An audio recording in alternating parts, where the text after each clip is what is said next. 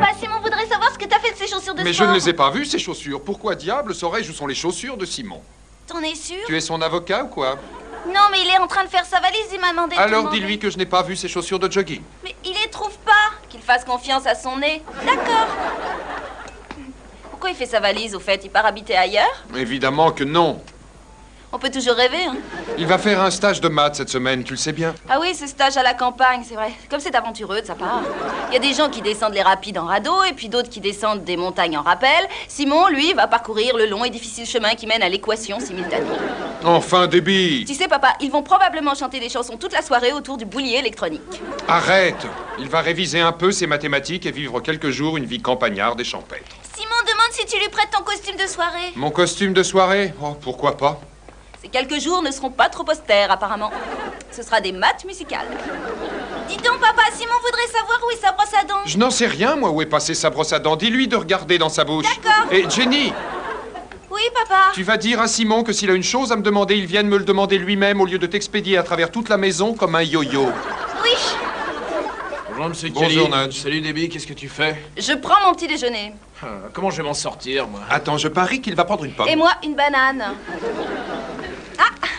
Qu'est-ce que je vais faire? Je demande une deuxième question. Pour celle-là, je passe. Nudge, qu'est-ce que tu vas faire? Pourquoi? Bah, à qui je vais le demander? Mais ça dépend, quelle est la question? Vous venez à la fête avec moi? Non. Tu vois, le problème est résolu, ça a été vite fait. Prends une autre banane. Non, monsieur Kelly, vous n'avez pas du tout résolu mon problème. Nudge, exprime-toi calmement et dis-nous quel est exactement ton problème.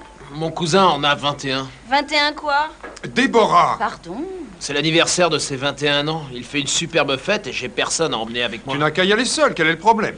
Le problème est que la famille pense que j'ai un côté très porté sur les femmes. Quel côté? Déborah! Oh, pardon. Ah oui, ils me prennent pour un vrai Casablanca. Casanova! Ouais, aussi. Enfin voilà, ils croient que je passe toutes mes nuits avec des filles superbes dans les discothèques. Et pourquoi il pense ça? Bah parce que je leur ai dit. Écoute, Nudge, la seule façon de résoudre ton problème, c'est d'envisager toutes les possibilités. Alors, quelles sont les possibilités qui s'offrent à toi? Aucune. Alors, tu vois, problème résolu, mange une autre banane. Dis donc, papa, Simon dit que... Non, ça suffit, écoute-moi, Jenny. Dis à Simon que s'il a quelque chose à me dire, je veux l'entendre de lui directement, au lieu qu'il t'envoie ici m'apporter ses messages. J'ai l'impression de parler à un écho. Alors, c'est bien le dernier que j'écoute, compris? Vas-y, qu'est-ce qu'il a dit? Il disait au revoir, il est parti depuis 5 minutes. Vous avez l'air en forme, Betty. Oh, ce n'est pas juste. Alors, vous n'avez pas l'air en forme, Betty. Et vous avez dépassé votre heure de déjeuner. Monsieur Kelly, il est temps que nous ayons une très sérieuse discussion. Très bien, Betty. De quoi voulez-vous parler si sérieusement? De la Troisième Guerre mondiale, du nucléaire, de la vie après la mort? Augmentation. On peut classer ça dans la vie après la mort. Pourquoi? Parce que si vous persistez à m'embêter avec cette augmentation, vous ne tarderez pas à savoir ce qu'il y a après cette vie. Plaisantez si vous voulez, moi je serai inébranlable. Vous avez devant vous une femme à la volonté de faire. Et au cerveau de caoutchouc? Peu importe vos sarcasmes, je me suis préparée pour cette rude discussion et cette discussion aura lieu. Entendu. Alors, discutons. Comme je vous l'ai dit, je me suis préparée pour ce moment. J'ai passé tout mon déjeuner à prendre de grandes aspirations, ça m'a retardé. Ah bon? Ah oui, ça m'a complètement étourdie. À la fin, il a fallu que je m'asseye un peu. Et ensuite, j'ai failli m'évanouir dans ma tasse. Mais je ne baisse pas les bras. Vraiment? Vraiment, oui. D'ailleurs, en plus de ça, j'ai lu hier soir les leçons 2 et 4 de mon cours par correspondance sur la confiance en soi. 2 et 4, et pourquoi pas la 3? Ils ont oublié de l'envoyer, je n'ai pas envie de leur demander ce qu'ils en ont fait, vous comprenez? Je ne veux pas passer pour quelqu'un qui se plaint sans arrêt, comme certains. Betty? Oui, monsieur Kelly? Pouvons-nous discuter de votre augmentation au lieu de perdre du temps en parlant de votre gymnastique mentale? Oh, alors vous voulez bien qu'on en discute, c'est vrai? Oui, absolument. Alors je commence. Je voudrais être augmentée. C'est hors de question. Discussion terminée. Au boulot. Oh, monsieur Kelly! Vous voyez, Betty, comme on résout des problèmes facilement quand on discute calmement? Mais je sais ce que je mérite. Attendez une minute. Je sais que je mérite une rémunération en rapport avec... Une rémunération en rapport avec mon travail quotidien. Mais ce ne serait pas juste. Oh. Il faut que je vous paie quand même. Monsieur Kelly, vous avez devant vous une femme qui tempête intérieurement. Qui tempête terriblement. Eh bien, s'il le faut, tempêter, mais mettez-vous au travail. Je ne cherche pas à vous menacer. Oh, Betty, arrêtez un peu. Mais je décroche mon téléphone. Ça, c'est formidable. Qu'est-ce que vous allez faire? Je vais appeler John Laws. Je vais lui parler de vous. Ah! Ah, vous John Laws? Ah, vous me faites rire. Vous n'oseriez pas. Mais si, bien sûr, je vais le faire. Il est le défenseur des spoliés et je viens justement d'être spolié. Voilà. Betty, ne soyez pas idiote. Et des millions de gens écoutent son émission tous les jours. Je m'en fiche. Et quand je m'en vais lui dire qui vous êtes et ce que vous m'avez fait, il sera furieux contre vous. Ah, À la radio. à nouveau? Ah, Et tout le monde entendra. posez ce téléphone. Je savais que ma dernière arme vous ferait capituler. Je n'ai absolument pas peur de votre John Laws. Seulement, vous passez des coups de téléphone privés pendant vos heures de travail et vous n'arrivez pas à le joindre. Allô? Monsieur Laws? Oh oui, c'est Betty Wilson au Voulez-vous me téléphone. donner ça, Betty? Donnez... Allô? Non, ce n'est pas le bon numéro. Non, nous voulions Deryn Hinch. Je connais quelqu'un qui a vraiment très peur de ce bon Monsieur Laws. Je n'ai pas du tout peur de John Laws. Oh. Mais je vais réfléchir pour votre augmentation. Qui ça peut bien être, si même c'est quelqu'un? Oh, ça, c'est Stan! Comment savez-vous que c'est Stan? J'ai vu en vitesse la boucle de sa ceinture passer devant la fenêtre. Ne dites pas de bêtises. Personne n'est aussi grand que ça. Stan est aussi grand que ça. Bonjour, monsieur Kelly. Bonjour, Stan. Stan, vous poussez de plus en plus, je constate. Non, je fais pousser de l'avoine. Entrez donc. Merci, chef.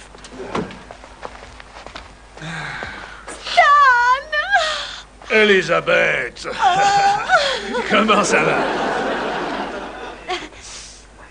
Je vais faire une tasse de thé. Pourquoi? Comment, pourquoi et quoi? Pourquoi avez-vous toujours cette réaction? Quelqu'un arrive que vous n'avez pas vu depuis 3 mois et vous vous précipitez à la cuisine pour faire bouillir de l'eau. C'est vrai, vous avez raison, j'avais jamais réalisé avant. C'est un réflexe conditionné. Oui, c'est sans doute une habitude sociale qu'on nous a inculquée bêtement et que nous perpétuons. Si on y réfléchit, ma parole, c'est complètement idiot. Alors tu ne veux pas de thé? Oh, ma parole, évidemment que si, j'arrive juste. Écoute, il faut que tu prennes une décision. Moi, j'y comprends plus rien. Je vais aller le faire, ce thé. Asseyez-vous et bavardez avec Stan. Un conseil, Stan, ne la mettez pas en colère ou elle préviendra John Laws. Ah bon? Oh, ma parole, elle le fera. Allez, Jenny, encore une fois. Non, Nudge, ça m'embête. Bonjour les enfants. Bonjour, papa. Bonjour, monsieur Kelly. Ça s'est bien passé, ce hockey? Oui, on jouait contre les garçons. Oh, et vous avez gagné. Non, mais j'ai bien tapé dedans. Dans la balle? Non, dans Sam Woon, John Brewster et Dan Todd. Mais lui, c'était un accident. Comment ça, un accident? Parce qu'il s'est baissé. J'ai donné le jour à une bête sauvage. On y va, Jenny, t'as promis. Oh, d'accord. Qu'est-ce que vous faites? Je m'entraîne à la drague, mais c'est technique. Avec Jenny? Mais tu viens de l'entendre, c'est comme si tu essayais de faire la cour à un furet assoiffé de sang. Papa! Je voulais un point de vue féminin. Quand Jenny vient de faire un match de hockey, Nudge, elle est à peu près aussi féminine que Schwarzenegger. Papa? C'est la seule fille que j'ai trouvée. Bon, vas-y si tu veux, mais n'oublie pas que je t'avais prévenu. Ouais, je l'oublierai pas. Alors, Jenny, qu'est-ce que tu fais si je te dis salut, beauté, dis donc, ça te dirait que je te choisisse pour m'accompagner à une fête?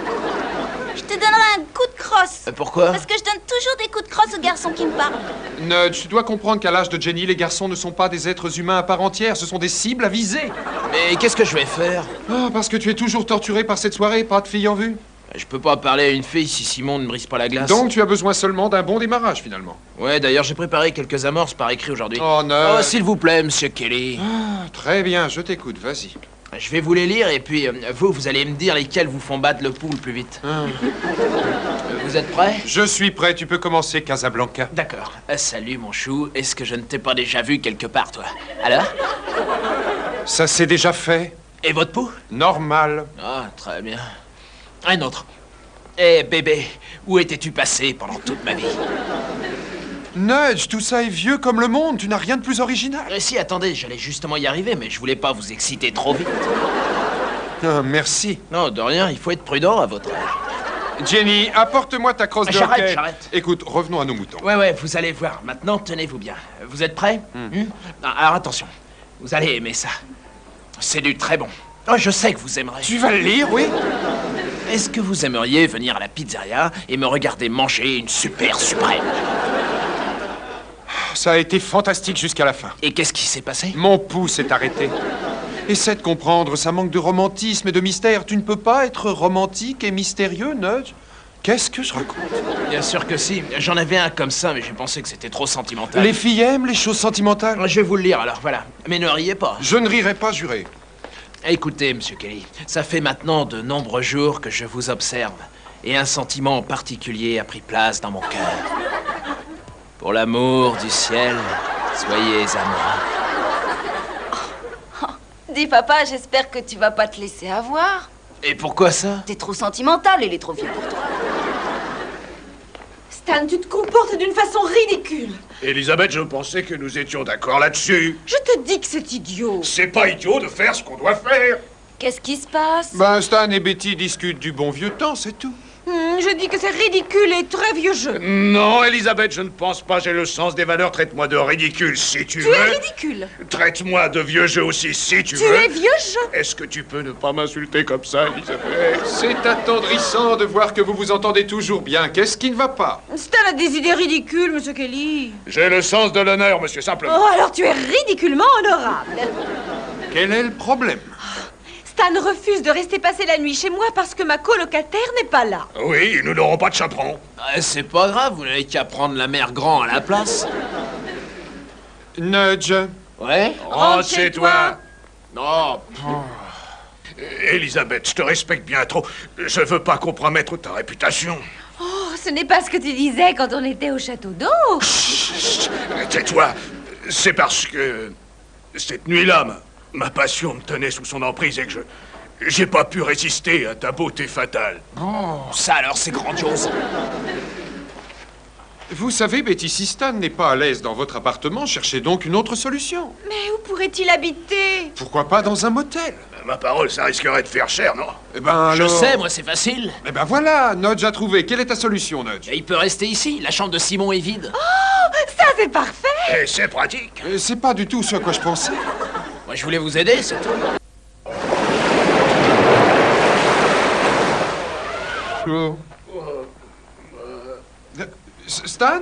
C'est vous là-dessous, Stan? Oh. Bah oui, c'est vrai. Ouais.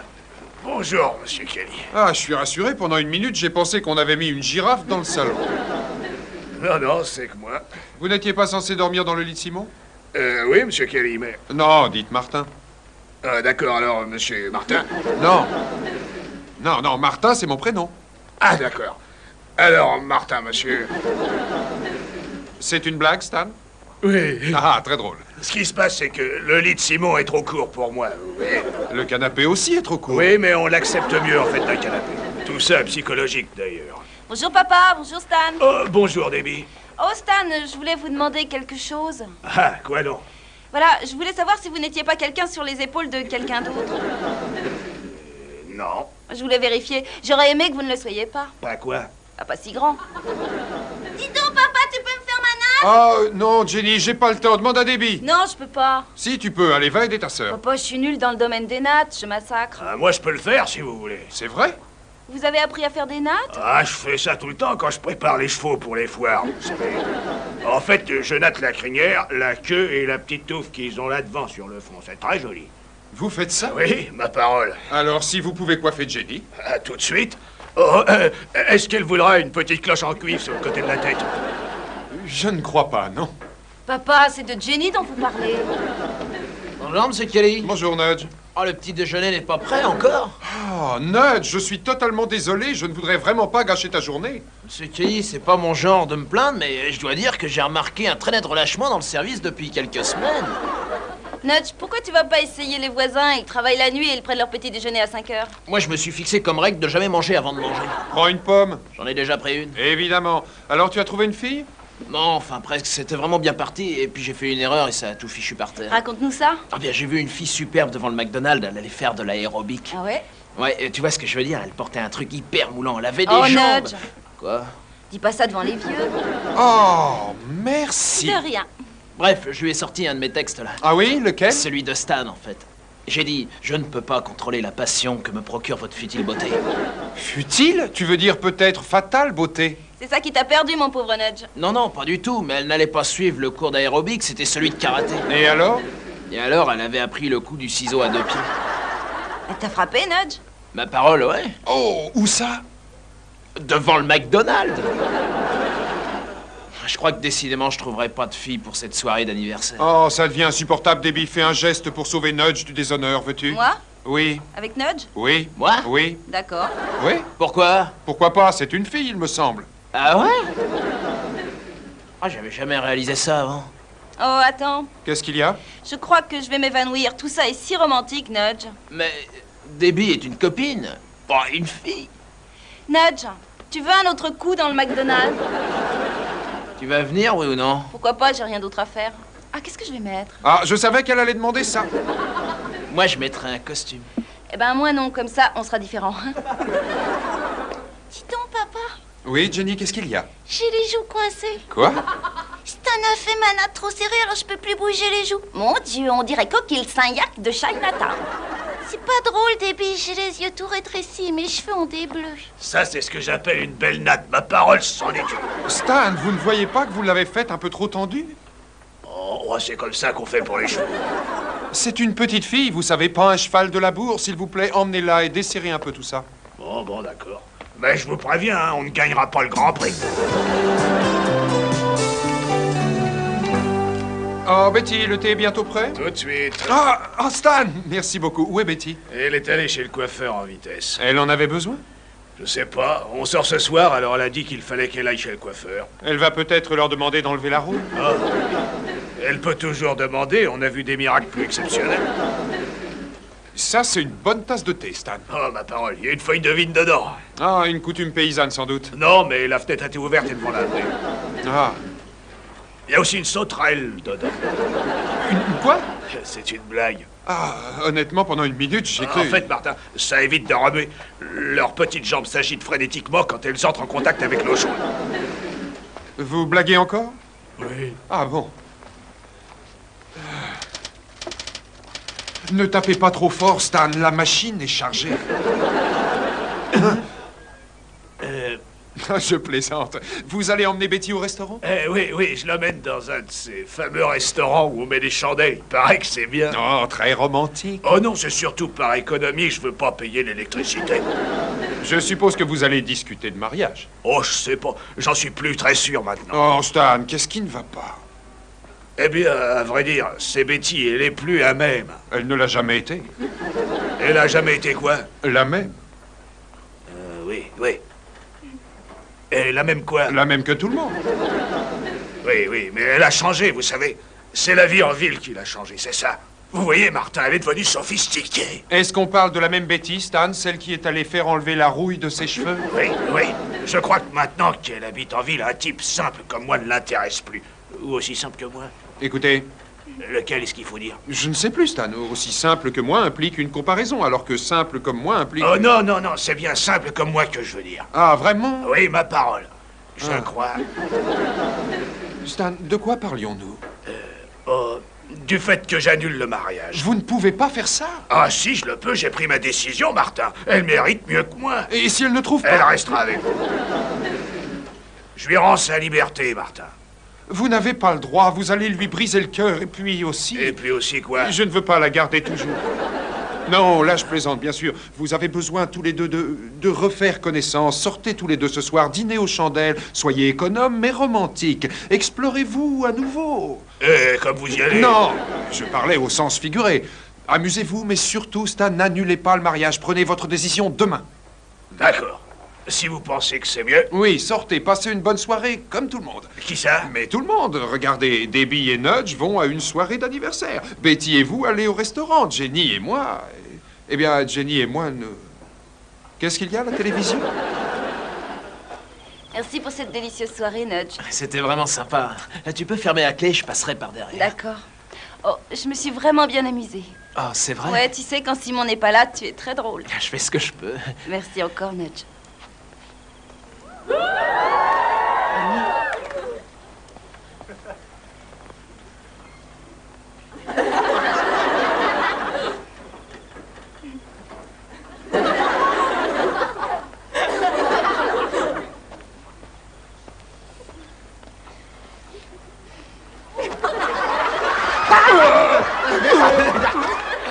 Qu'est-ce que c'est que ça?